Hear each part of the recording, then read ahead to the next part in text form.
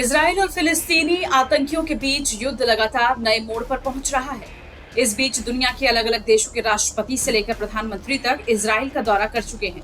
कुछ देशों ने दोनों के बीच की इस जंग को शांति से हल करने की बात कही, तो किसी ने फिलिस्तीनी आतंकियों के खिलाफ कठोर कार्रवाई की मांग की है। इस बीच फ्रांस के राष्ट्रपति इमैनुअल मैक्रोन मंगलवार को एक दिवसीय दौरे पर तेल अवीव पहुंचे।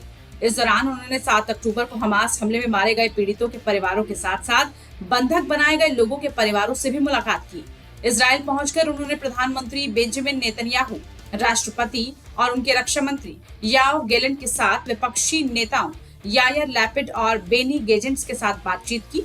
दरअसल फ्रांस के राष्ट्रपति इमैनुअल मैक्रोन ने मंगलवार को प्रस्ताव दिया है कि हमास जैसे आतंकी संगठन के खिलाफ एक अंतर्राष्ट्रीय गठबंधन तैयार किया जाए।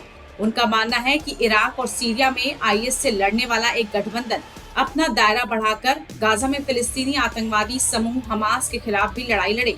वहीं मैक्रोन ने इस बारे में कोई विवरण नहीं दिया कि अमेरिका के नेतृत्व वाले दर्जनों देशों का गठबंधन, जिसका इजराइल सदस्य नहीं है, कैसे शामिल हो सकता है।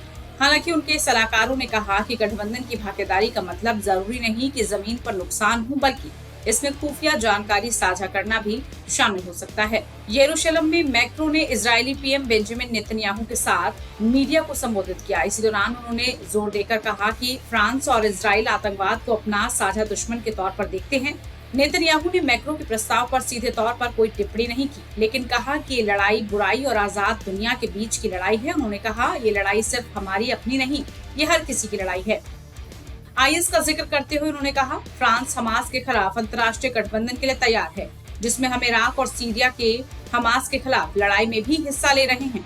क्षेत्रीय संघर्ष के खतरों के प्रति आगाह करने वाले मैक्रोन ने यह भी कहा कि हमास की लड़ाई दया के बिना होनी चाहिए, लेकिन नियमों के बिना नहीं।